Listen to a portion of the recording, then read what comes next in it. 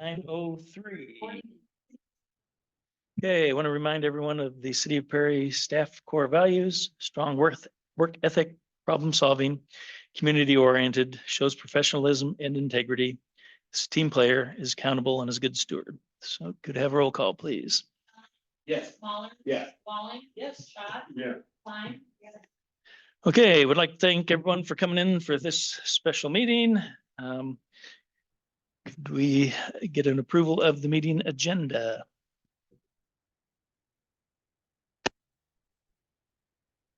Okay, any discussion?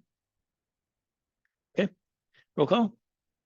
Yes. Walling. Yes. Shelley. Yeah. Muller. Yeah. Schott. Yes.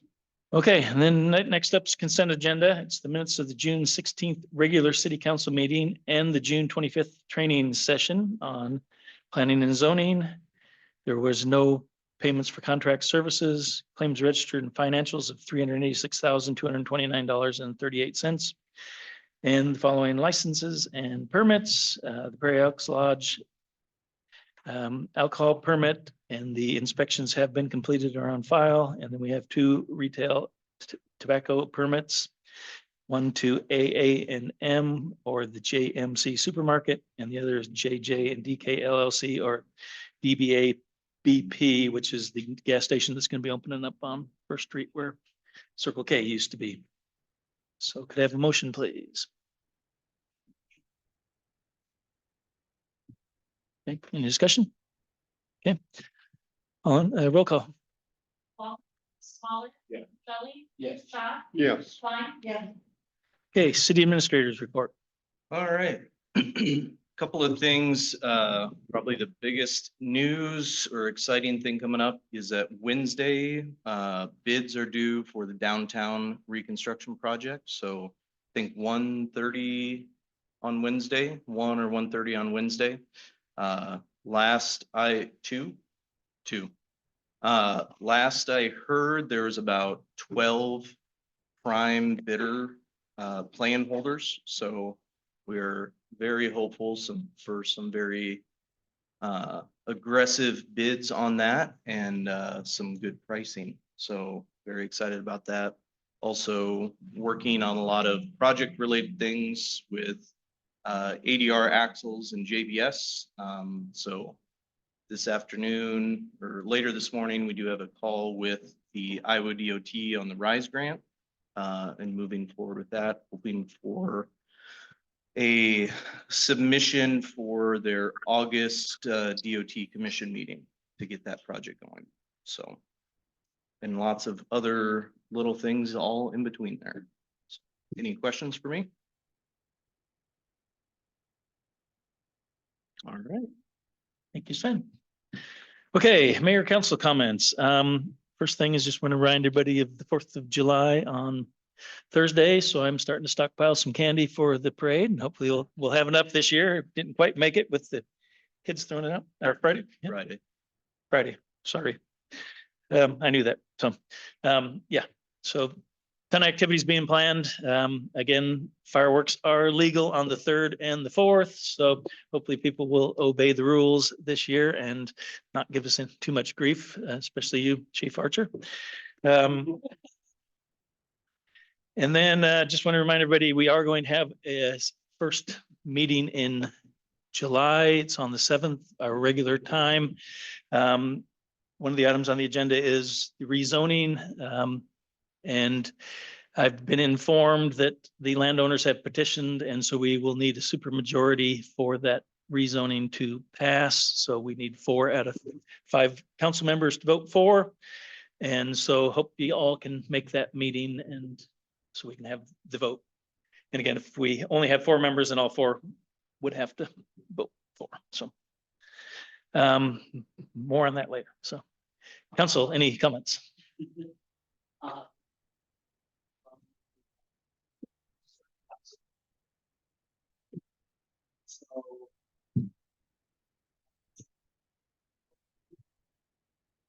The single speed bicycles right now will be rideable. And we'll have a good time. And we'll put balls in. Be very careful riding and tossing at the same time. Yeah. At At least one hand on the wheel.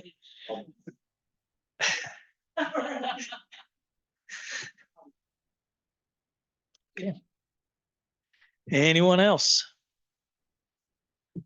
Okay, we'll go on to open forum. You'll be asked to step to the microphone, state your name and address for the record, and then you'll be given 3 minutes to address the council. Any open forum requests?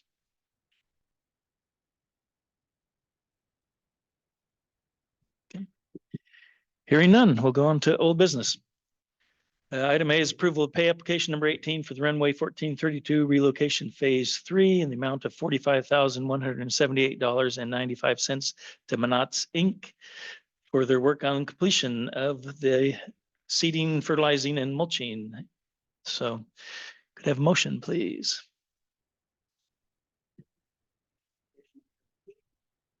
Relocation phase 3. I'll second that. Okay, discussion. Hey, this is Garrett Jacobs with Bolton Mink. Can everybody hear me okay? Yes. Okay. Yep. So did a punch list walkthrough for the project. I'll kind of talk about phase 2 and 3 here. Did a punch list walkthrough for the project back in early May. It took a while for a couple of the items to occur with the rain. But most of those items have been completed with seeding, waiting for good stand of grass to grow, make sure no other items pop up. Had some electrical things come up, and I believe that those are being taken care of. They were waiting on the manufacturer for some guidance on how to fix one of the issues, and I believe that manufacturer actually ended up coming out to the site to diagnose all that. So continue moving forward. And then the last kind of piece of that is the AGIS survey. Our sub-consultant is working on putting all that data together and getting that approved by FAA. But we're coming down the home stretch here, so we're real close.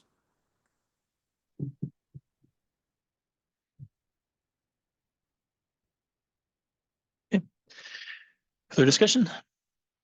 Roll call, please. Holly? Yes. Kelly? Yes. Josh? Yeah. Klein? Yes. Okay, item B is approval of pay application number 21 for the runway 1432 relocation phase 2 in the amount of $6,365 to Manats for, again, some work on an existing vault and some field tile work.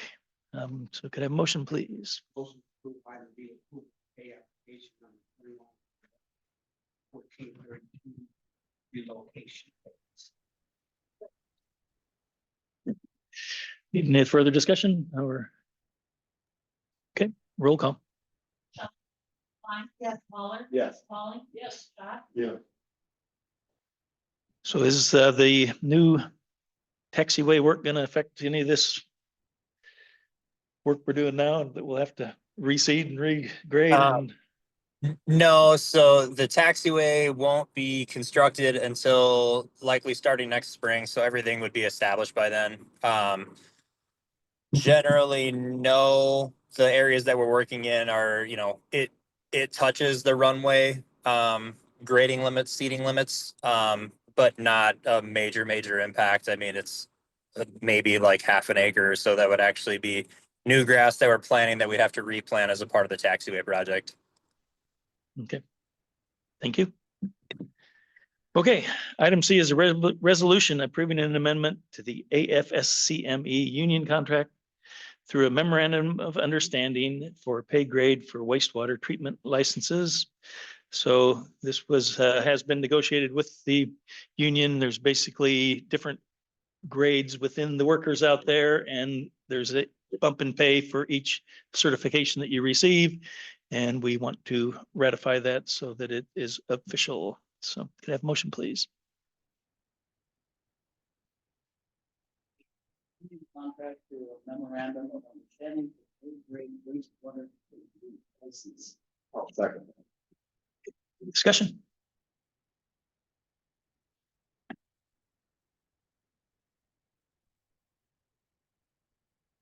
Something that we've been wanting, kind of been exploring this for a few years and stuff. Since Susie and myself sat down, came up with this, and we thought it was a very fair compensation for those guys. We have one operator's a grade 4, Another one just passes grade 3.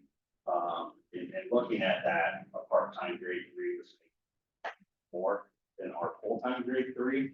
We thought there had to be an adjustment there, full-time employee and stuff. So this gives an incentive to get those licenses and keep that plan going. Those guys are doing a great job. We'd be lost without it there. So I think it's very competitive and very good for what's going on. I did have a meeting with Councilmember Walling, Councilmember Klein, and kind of inform them on what was going on. And so let them know that this was going to be coming out. And appreciate this being passed for those guys out there working. Yep. Josh, there's a minimum grade to have our grade, if the grade will not. Yeah.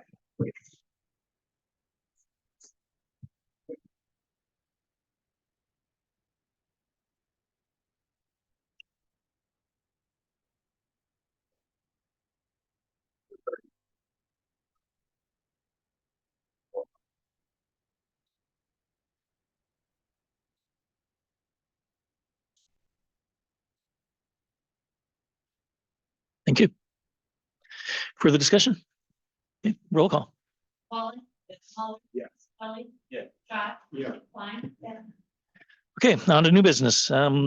Main reason we had to have this meeting, resolution authorizing fiscal year 2025 operational transfers of funds. And this is due to legislation passed in 2019. So could I have a motion, please, so we can talk about it?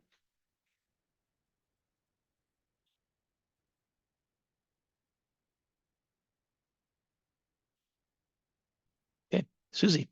Okay, so these are for operational purposes. Coming up will be like debt service.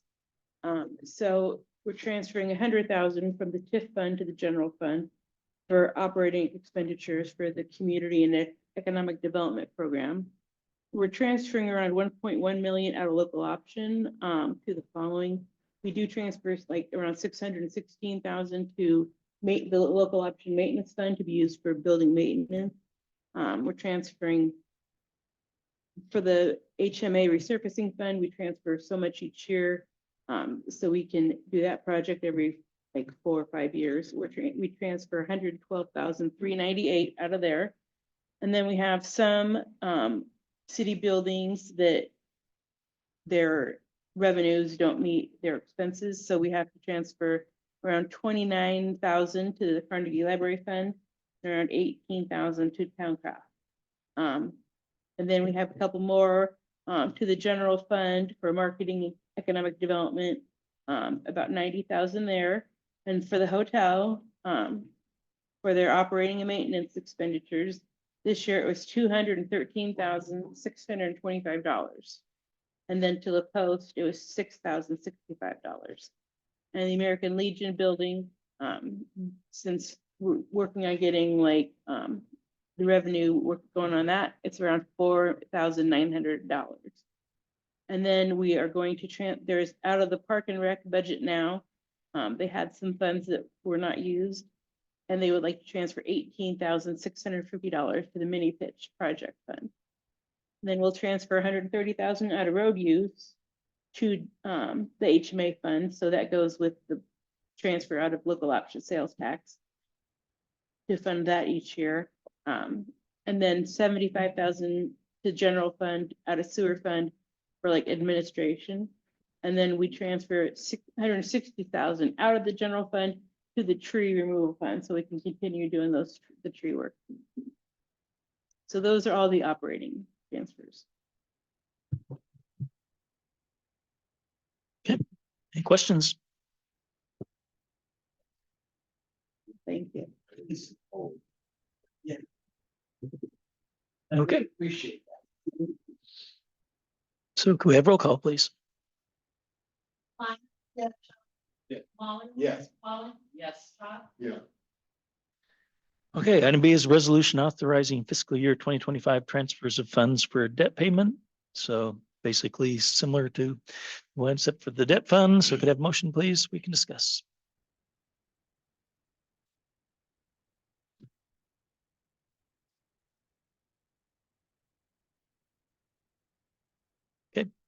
Okay.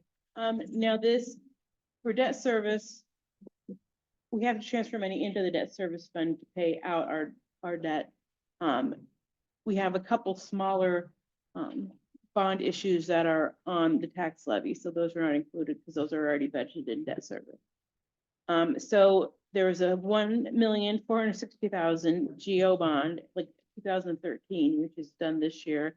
We had to transfer 163,520 from sewer operations fund to pay that debt. We still have the Iowa Finance Authority's Energy Conservation Bond. That's around 55,000. We also have the $360,000 Minburn Telephone Company GO corporate purpose note for the Sally Port. That's approximately 40,000 a year for payment on that. And we have the airport improvement bonds. This year we need to transfer 52,856 for interest and 145,000 for the principal. And then we also have the big bond from 2021. It was around $4 million. There's a lot involved in it. So we're transferring 191,000 from local option for the McCurry renovations, and then around 250,000 to HMA. So the money that goes in from road use and local option then goes back out to the debt service fund. That's around $250,000 for that bond payment. And we have the TIF fund to the debt service for the downtown improvements. That's around 117,000. And then also from TIF to debt service for the 28th Street project, that's approximately 28,000. And then we transfer for the HMA project, that's 64,000. No, that's 63,437, and then 235,000 for the principal. That's for the upcoming one. So this year there are 2 debt payments. And then finally, for the sewer revenue bond, that the original bond was around 29 million. This year we transfer just around 500,000 for interest, 675,000 for the principal, and around 71,000 for the bond fees. So that gives us a total of $2,585,112 for all debt payments, 25.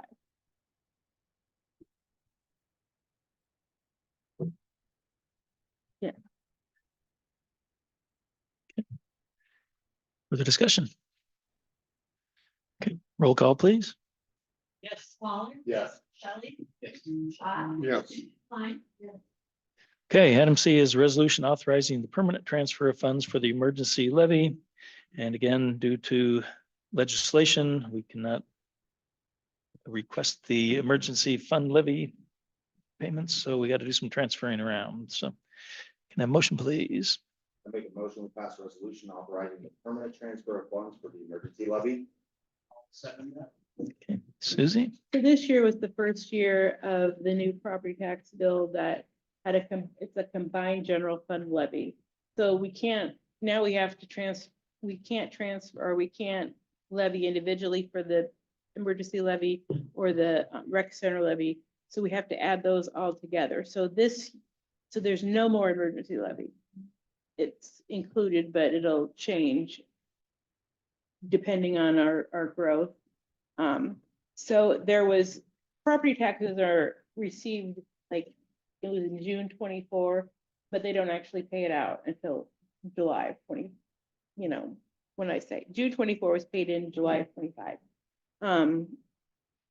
So that leaves us gotta get down there, sorry. $567 left in the emergency fund. So we're just gonna transfer that back to the general fund. And then we won't have any more emergency levy unless something happens. They'll give it back. I know. What all got transferred into the general fund from, besides the emergency levy, into the 810, there was 4 or 5. There was the general fund 810 levy, the emergency levy, which was 27 cents per thousand, and then the civic center levy, which is around 13.5 cents, and that's for maintaining the rec center. We Not included in the general fund combined levy is the property and casualty insurance. We could still levy for that as needed. Thank you. Any other questions? Roll call, please. Yes. Walling. Yes. Shelley. Yes. Shot. Yeah. Klein. Yes.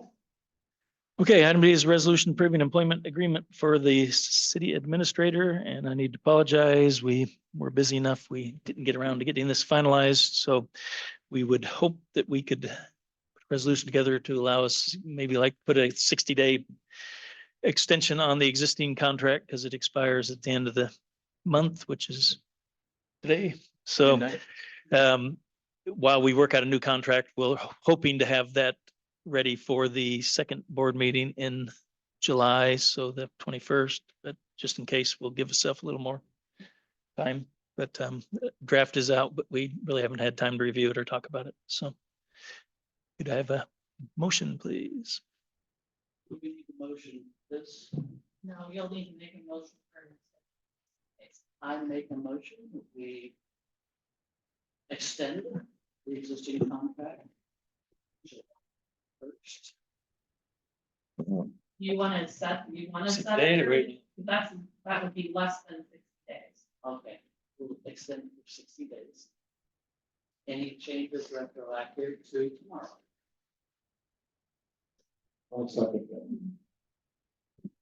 And based Discussion. on the FY 26 wage resolution? The Or, whole time? I have it in the way I drafted the resolution this morning was simply a 60-day extension to the grant. Yeah. It's a wage resolution. for approved separate, but we would need the extension. Right.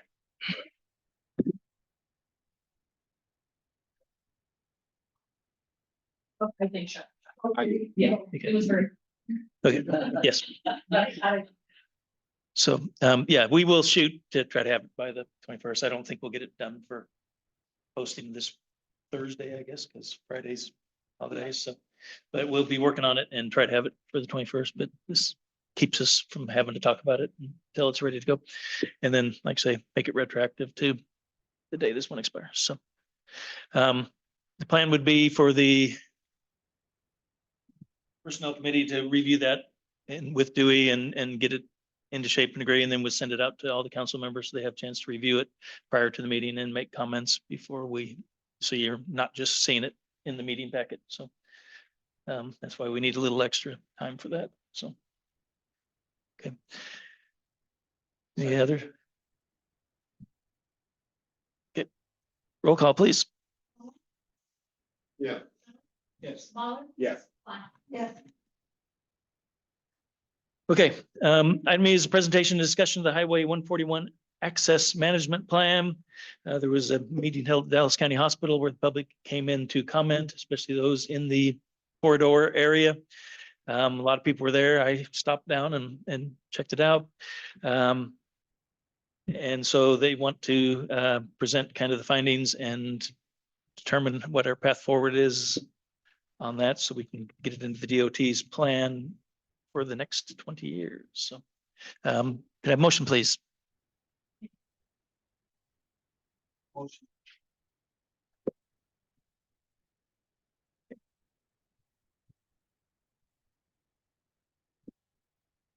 Hello, good morning, Mayor, members of council. My name is Jennifer McCoy. I'm with Bolton and Mink, and I have with me today also Layla Armstrong from the Iowa DOT Office of Traffic and Safety. And then online, we also have Wes Mayberry with the Iowa DOT District 4. And so hopefully we're here to answer any questions that you have. We have the right people in the room. I just wanted to give a presentation of the access management plan work that Bolton Mink has been doing. We actually are working on behalf of the Iowa DOT. We are their consultant, and then in conjunction with the city, Perry, on this plan. So I wanted to talk a little bit about why access management plan. And so when it comes to Highway 141 in the city of Perry, you know, the city has continued to grow along the highway with more growth planned in the Perry Comprehensive Plan. especially on the south side of 141. And there are existing issues on 141 today. I'll get into those in a little bit. And a lot of it relates to kind of the close proximities of driveways and city street intersections, which could amplify as you put more traffic on Highway 141 as the city grows. So in conjunction, the Iowa DOT has also undertaken a comprehensive approach to access management on their corridors. They actually finalized kind of their first ever access management manual that was finalized in 2024. And so this plan is actually one of the first applications of that manual. They've always had a access permitting process, but this is really taking that overall larger look at access management. And so ultimately, results of this process will be an access management plan that then kind of serves as a basis to develop that access agreement. That access agreement will be approved by the city and the Iowa DOT, which really will set those public street and private driveway connection plan for the next 20 years. And the benefits of doing this, kind of taking this proactive approach to access management, is that, you know, provides that map to guide and coordinate the day-to-day decisions. When a developer comes in, you're already going to know if that access is allowed or not. It's your approved plan. It makes it easier for the developers to know what their access is going to be, and makes it easier for the city and the DOT because that plan's already agreed upon. So it just is more predictable for that long range plan, both addressing existing issues and also as the city plans to grow.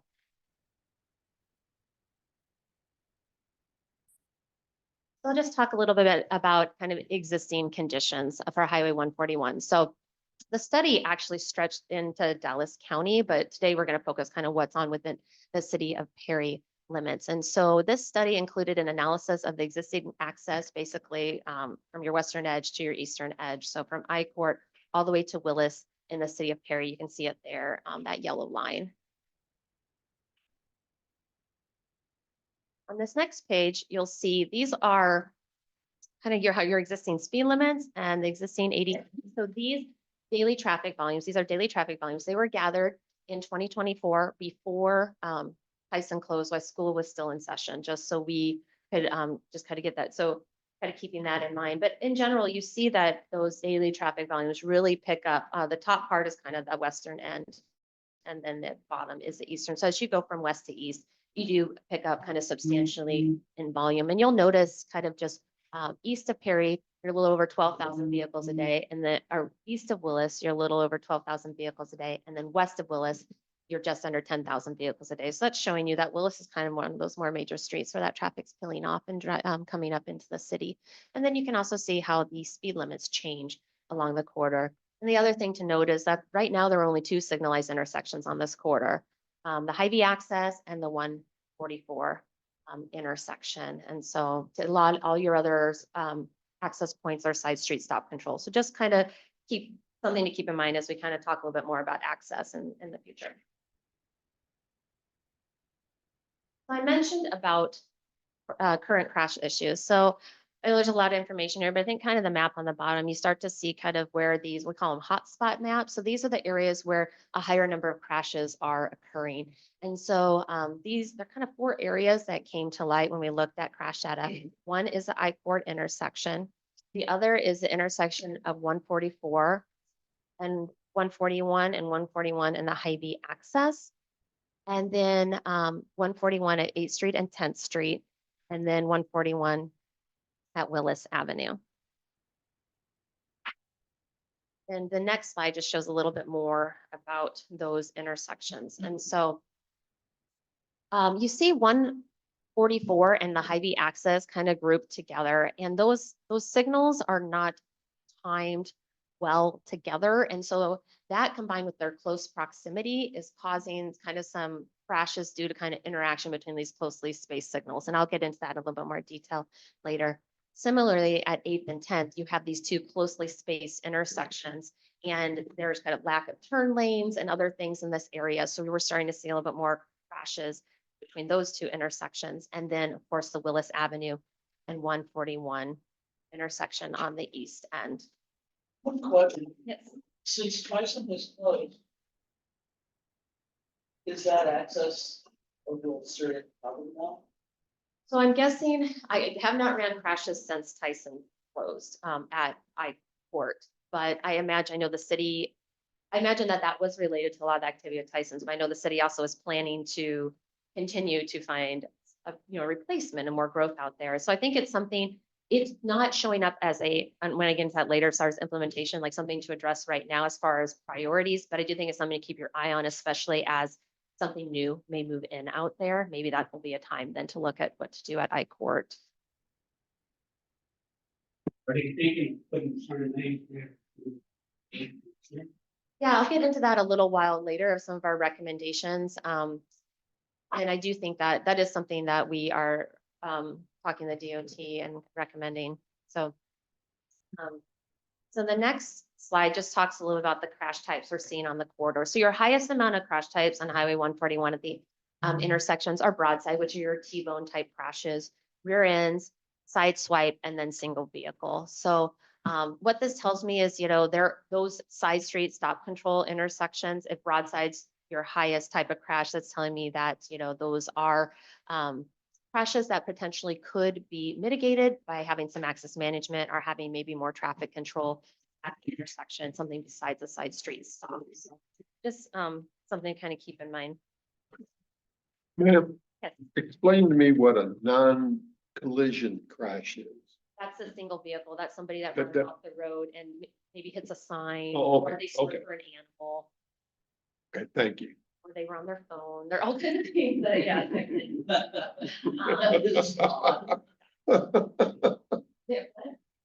Yeah, they just don't hit another vehicle on their, so. Next slide. So, this next one I think is important because when we're talking about access, the DOT has different access categories for their roads and different access types for their accesses, which would be their streets and their driveways. And so 141 in the city of Perry actually has three different access categories. And so on the west end near I-Court, it's an R600. And so what that means is that a 600-foot spacing between public streets and driveways is the ideal spacing. And then it transitions to M1000. In M1000, for 1,000-foot separation is, I guess, allowed, but a quarter mile is preferred.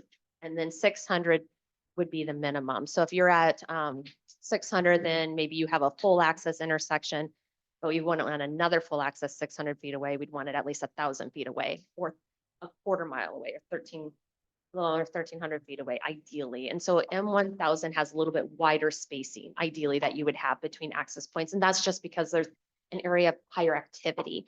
And then as you move further east, you do have that interchange further to the east. And so you start moving into this expressway classification. And so that overlaps a little bit on the eastern end. You can see there by Willis is actually in kind of that expressway classification.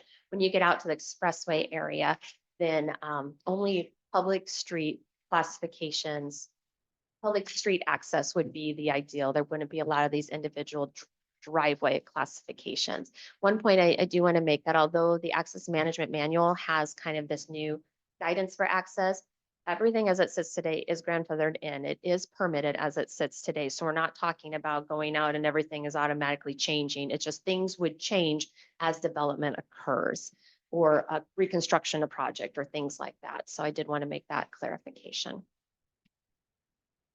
So today, pretty much every access is full access on the corridor.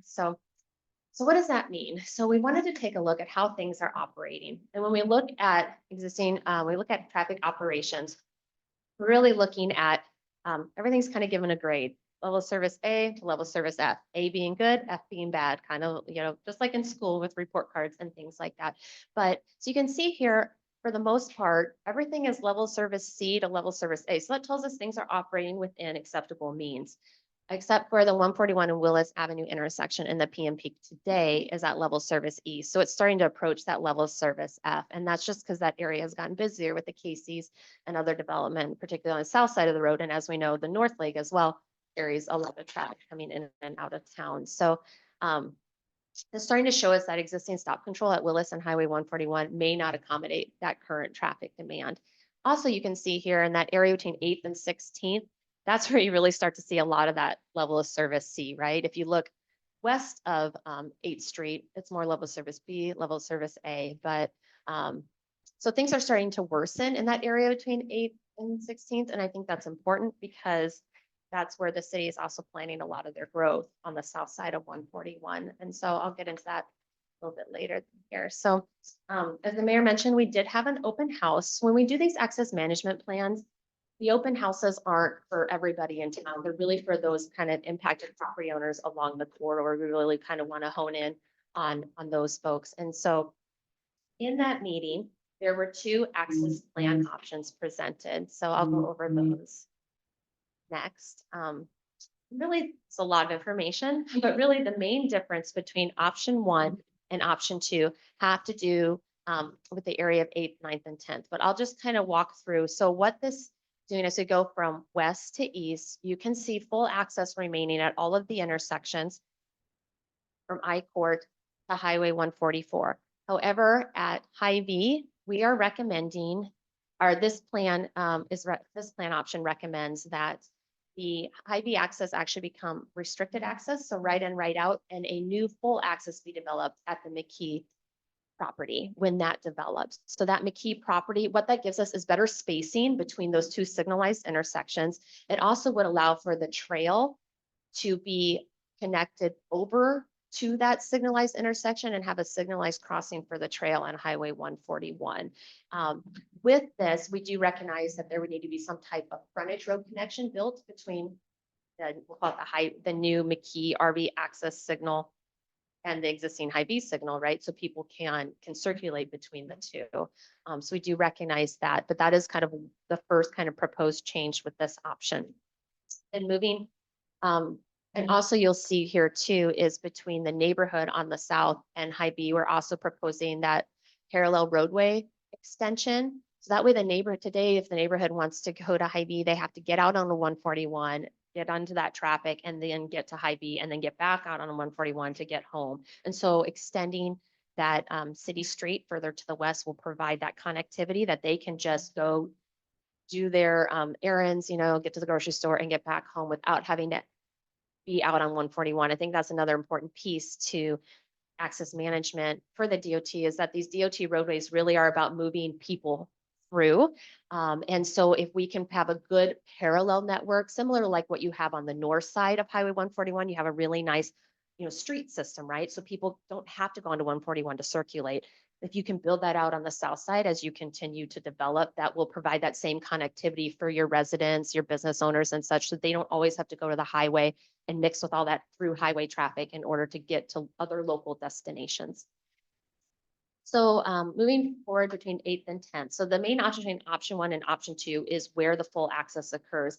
As I showed, you have like 8th, 10th, and 12th are all very close together. They don't meet that minimum spacing that the DOT talked about, that 1,000 minimum and the 1/4 mile preferred.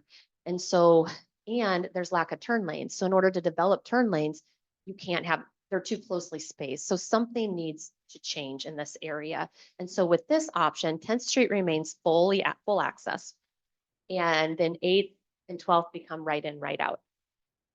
So 10th, so recognizing that some type of connection would need to be made between 8th and 10th, maybe the frontage road connection. Right now, there's a frontage road between 10th and 12th. So maybe extending the frontage road between 10th and 8th on the north side in order to provide that connectivity to the 10th Street full access point. Then moving further on, providing some type of connection between 12th and 16th, and also 16th to over to the industrial park. Again, that local street connection. These are shown as red dots, or kind of dashed lines on the map. And you can, obviously those street networks would get developed based upon how those new developments would lay out. But it's really important to start developing that parallel network as you think about 141 and access and connectivity in your city as you grow. And then again, moving further to the east is that expressway area where right now, a lot of those are just kind of private farm access.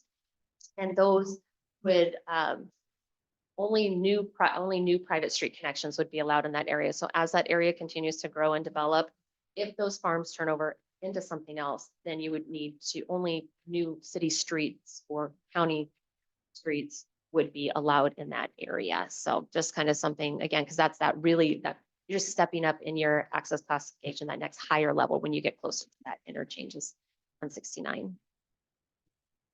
And then if you go to the next one, option 2, let's just focus on that area between 8th, 10th, and 12th. So this actually shows 8th being full access and 10th going to right in, right out. When we had our public, and then everything else is the same, as I mentioned before, when we had our public meeting, option 1, keeping 10th Street fully open, was the one that rose to the top from even the residents lived on the south side of the road because they recognized the importance of that full access for the hospital. If you go to the next slide. These are just another kind of summary of what we heard. So when we did meet with the hospital over the Highway 141 and 10th Street in that area, they said they preferred that full access on 10th and the right in, right out on 12th. They use 10th for EMS and ambulance, and they also use that to access the helipad that's right there. And so having that direct connection to the main thoroughfare is better for all involved. Hospital staff suggested they really would like turn lanes at that intersection of 10th and 141 due to the high speeds and concerns for rear ends. And so I think what's challenging is if you don't make changes to 8th and 12th, you can't fit the turn lanes in. When you have higher speeds coming, those turn lanes have to be pretty long. And in order for people to go from a high speed down to a low speed to make their turn. And so talking with the DOT, that would probably be another reason why there would need to be a change to access here at 10th. So that way those turn lanes could be fit in. Sorry, change for access at 8th and 12th in order so turn lanes could, full access could remain at 10th with turn lanes and improvements. When we look at Highway 141 and 144, we actually heard a lot of things about that signal there and the signal with Hy-Vee. Residents stated that the signals are inadequate today, that the eastbound left turn lane loops are not functioning. So when they're on 141 and they're trying to make a turn, either eastbound or westbound, they're just not working. So some drivers just go against the red light. They just make a turn. They get frustrated and they go. So some suggested, hey, why don't we just approve the 144 and 141 signal first, start with some signal retiming and do that as a first step. Somebody else suggested not putting a new signal in at McKee RV and instead making the McKee RV site go over to the Hy-Vee signal and move the trail crossing over there. I just think you start to get a lot more out of way travel with your trail crossing. You'd be going like this over to go back like this. So it's something to consider, but and then making sure that if the city does move forward with this change, DOT, is that frontage road is designed for those ACE and Hy-Vee delivery trucks that would need to come in and out of the site. Although they could come out of the 144 signal, but they could also use some key one. And then there was some concern, if you do move the trail and the road access and everything to that McKee site, now you can mix the Hy-Vee trucks with the McKee RV traffic and the trail crossing. And maybe that's just a lot of stuff happening at that one intersection. So just that was a comment that was made. And then at 141 in Willis, people asked to add a right turn lane, both to get into Casey's, for the Casey's Willis area, but also an acceleration lane to head east. So sometimes people are coming pretty fast. They feel like they can't get out and get up. The other thing that was mentioned is you do have a lot of cross street traffic. It's not just turning there. You have a lot of trucks or other folks that want to either make a left as they're heading northbound, or they want to go through into town and they can't, especially trucks that can't really always make it across the intersection. Then when they sit, they block because they're just so long and that median's only so wide. And then somebody had mentioned, one of the business owners in the industrial park said that if any intersection improvements happen here, make sure they accommodate a WB50, so your large semi, without having to roll up onto a curb or a truck apron because they have pretty sensitive equipment they're pulling out of their manufacturing. And so that could be damaging potentially to their equipment they're delivering. So here is that draft future proposed land use map. And I know that the comprehensive plan is still kind of being finalized, but I just kind of wanted to show when we talk about the additional development that we kind of analyze to see what would be that impact on this to traffic operations and safety in the future. It's this area in purple It says 477 acres, so that is planned industrial. And then we have about 63 acres of high density residential. There is 76 acres of commercial, so that area kind of all southeast, on that southeast side of your city. But then also what you plan to build on the northeast side of the city, the residential up there, it can also be assumed that a large portion of that residential will also be getting down to 141 to get in and out of town, to work, go to school, those types of things as well. And so those areas, those boxes are kind of what we assumed for new growth of the city that would also be getting to Highway 141 and utilizing 141. That's important because we use that information to really say, okay, we're calling this our future no build. So if all that development happens and there are no changes to the road as it sits today, none of the access or anything, that this is what your future would be. And we're talking 20 years of development. So, but you start to see again between 8th and basically all the way to the east, level service F and the AM and the PM peak.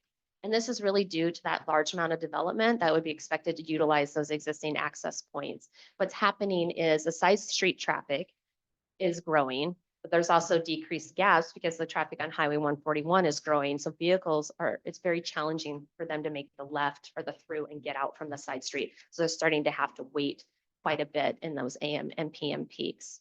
So you do see kind of a pretty large increase in delay compared to what you have today.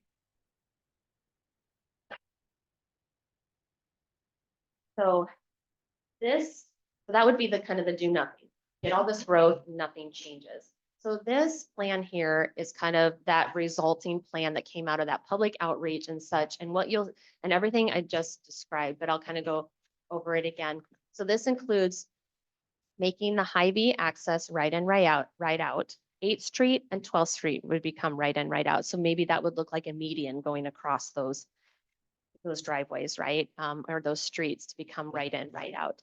Talking with the DOT, there may be an opportunity to allow a left, like call that a 3/4 intersection, because 3 of the 4 movements are allowed. So that'd have to just be figured out in design and further investigation. But there would be restricted access at Hy-Vee, 8th Street and 12th Street.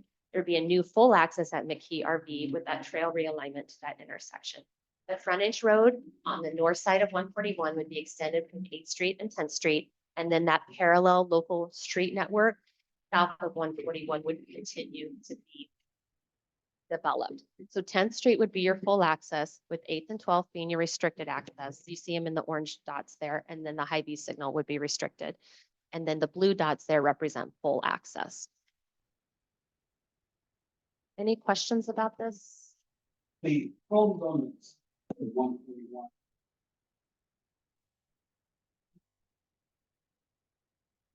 So you could take that existing city street that runs parallel to 141, and you could take that to the west and take it in. It would connect into kind of like the backside of Hy-Vee, and you could come into the parking lot that way. So that's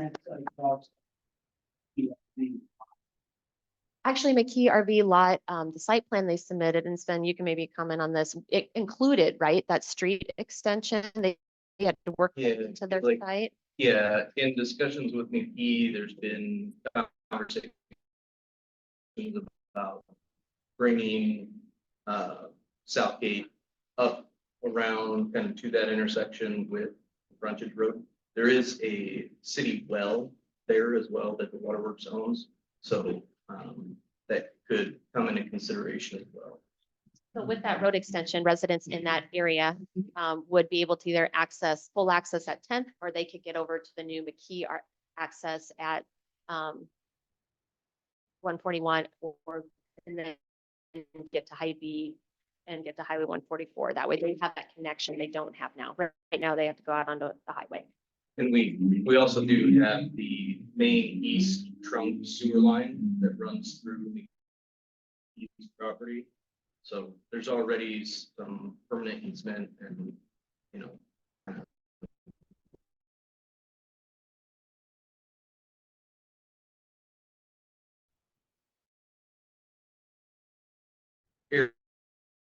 area there that's not developable. So it could be that we'd be able to kind of develop a road.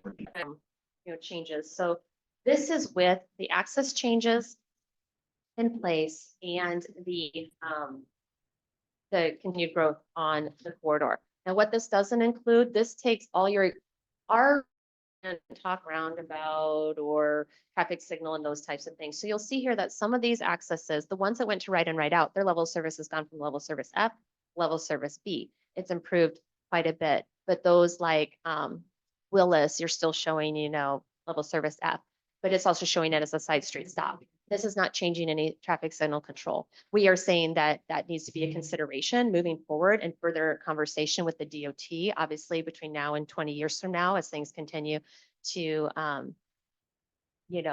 grow in your city, you're going to want to look at that, but we're not actually defining what that traffic control is today. But this is a good place to start because this tells you something has to be done in the next 20 years if we're going to grow like we're planning. And so you can start those conversations with the DOT, and you'll see here that we talk about. So those access changes, remember how I talked about between 8th and 16th was kind of our biggest area of concern.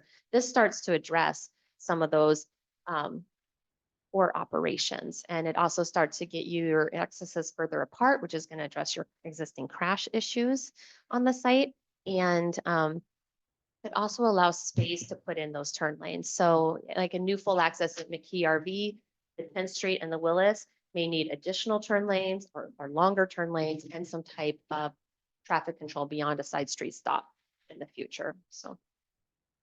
I have a question. So based on, all this seems fine, but with the, larger traffic at Willis and 141 and the development that's going there with the new stuff, is there any consideration for an overpass or something there? I feel like that's the heaviest traffic portion, right? We're gonna add to that. Is there any consideration for overpass or something like that in the future? I feel like that's. Right. Oh, good point. And you have more development, coming in that area. And so actually the city and the DOT have been talking about that intersection already. Son, do you want to Yep. take that? So that's part of the intersection study service agreement that we just entered into at the last council meeting. So probably Jennifer is working on that. So that really gets into the nitty gritty of what improvements need to be made at that intersection. So could be overpass, roundabout, signalization, any of those types of things. That's also what part of the project and RISE grant that we're discussing with the DOT for paving of L Avenue and improvements to that intersection. So that is kind of in the works as we speak. Or I guess not right this second because Jennifer isn't at her computer, but so that study is underway. In the next couple of months, we'll be putting together that RISE application in conjunction with the DOT. So that intersection is kind of already in the works. Thankfully, due to these larger projects with JBS and ADR. So that's going to be probably the first project along the corridor as far as updates to intersection and access. I was also going to mention probably the next one that we've talked about is 141 and Highway 144 or First Street, that intersection down there could be eligible or make a good application for the traffic safety improvement grant, which is what we got for the Willis and 144 intersection 10 years ago. So that could be a sooner application if we wanted to. I want to say those are due in August, Matt. Yep. So I guess this is almost July, so maybe not this year, but that's been on our radar and on our list. I know Josh has talked about that.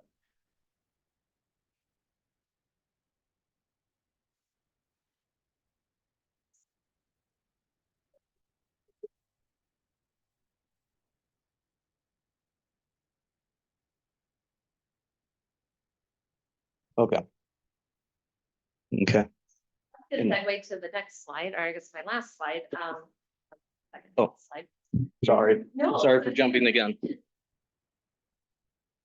So implementation recommendations. So, talking to the DOT, I think when Mayberry was here at our public meeting, public was like, you're gonna make all these changes. Like, no, he's like, I don't have a bulldozer right here. We're not gonna go make these changes right away. We're just going to make these changes as we prioritize them. And so I wanted to kind of talk about like timeline and trigger, like what would trigger the need. So let's kind of walk down. So 144 and 141, and these are areas that that really came up through our access management plan development. Really fixing the loops for east-west left turns at that intersection seems that fixing that detection seems like a short-term safety need. And as Ken talked about, maybe a longer-term project might be to restripe in a line along 144 today. As you're heading north, there's not a northbound left turn, but there is, as you're coming from the other direction, now that you're 3 lanes north of 141, it's kind of continuing that 3 lanes south of 141, just to tie those 2 north and south legs better together. And also there's just a need for kind of a new cabinet, a new controller, just upgraded technology there. That's just going to allow the city to be able to better manage that intersection. And then that Hy-Vee 141 signal and that McKee RV access change, obviously that's going to happen when that McKee property develops. So that change would happen at that time. And so that would say that's kind of something I have that in that longer term bucket. In the 141, 8th Street and 10th Street changes, I really see that as a safety need. And so that may be something for the city to continue to work for the DOT in that shorter term. To really make those restricted access changes at 8th and 12th. There's not going to be any development that occurs in that area that's going to trigger that. So that's going to need to be the city and the DOT talking about, okay, we know this is a problem. We know we want to make these changes if you've agreed upon that. And how do we best get that done? How do we fund for that and get that done? And so I really see that as, probably a conversation that we need to happen following this access plan, maybe in that shorter term. We talked about those new roadway connections from the McKee access to the 8th, or even continuing from 10th to 16th. Again, that would happen as that area develops, right? On the south side. These are the ones on the south side of 141. And 141 and 12th Street, I mentioned that would happen with 8th and 10th.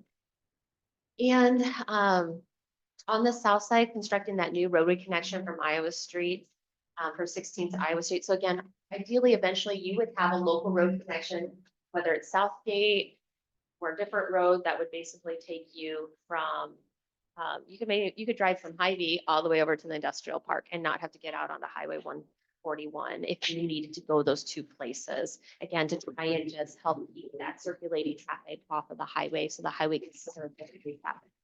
And then the short term would be the 141 in Willis, which I mentioned is already being studied now and evaluating what's the best traffic control. And I know there's east-west turn lanes there now, but with the amount of semi-truck traffic coming with these new developments, they likely will need to be lengthened. So taking a look at what's going to be needed. Again, so your intersection set up for the next 20 years to support the traffic that you plan to see there. Are there any questions about kind of the implementation side? And our Wes, Layla, do you want to?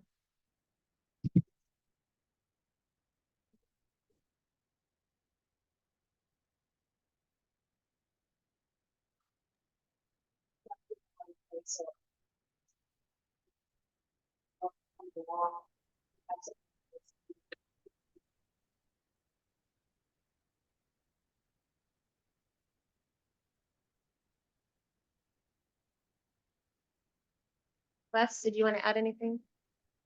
Thank you. I don't have anything to add at this moment. Thanks for this effort. Thanks for working with, thank the city for working with us on this. Help get planned for how the city going to grow in the future. So Wes and Layla will be part of kind of our next steps, which is, so we finalize this access management plan study document, which council will can get a full copy of. And that is kind of like, say, an appendix or an attachment to the access agreement. The access agreement ultimately will be that a map and a table that says, here's going to be the full access, here's going to be the partial access or the restricted access. And that will go into that agreement, which will be drafted by the Iowa DOT and brought back to council for consideration and vote. And again, that agreement would define that plan for access for the next 20 years. And then once that agreement is approved upon, as Leila talked about, it's just really that continuing of conversations with the Iowa DOT to implement the changes based on triggers and timelines that would be outlined in that access management plan study. So whether it's development related or it's a safety improvement project the city wants to move forward with, just knowing this is all going to take time, but at least it gives you a path forward. That's all I have. I definitely can open it up to questions. I just have a couple of more comments as far as like future things and things for staff and city council. With the future land use map, that's something that with Molly coming on board, she's really diving into and taking a closer look at. So in connection with the comprehensive plan. So we'll probably maybe looking at a deeper conversation on future land use as like a council work session or something like that in the coming time. I'm not sure when that'll be. And then with all this activity on the south side of 141 and kind of looking at those Hy-Vee to, L Avenue Industrial Park road networks, we're also kind of having discussions and playing around with what road networks could look like between those areas. So those are some of the kind of behind the scenes planning efforts that Molly has been working on and we'll be having more conversations on, maybe even a little bit more in-depth area-wide plan for that south side of 141 in the future. So those are just a couple of in the works in the back of our heads when we have free time activities. So.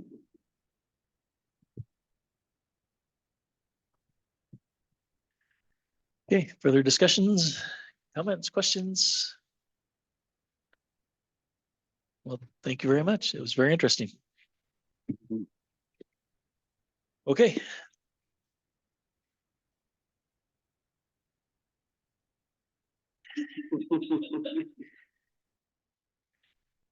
Easier to see on the big screen. Okay, anything else we need to discuss? If not, we will adjourn.